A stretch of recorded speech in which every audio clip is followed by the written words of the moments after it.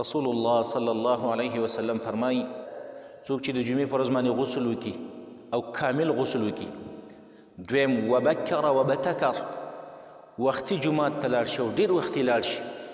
ودنه او امام ته نږدې کینی، واستمع او امام ته غوږ کیږدي، وانصت او خاموشه کینی،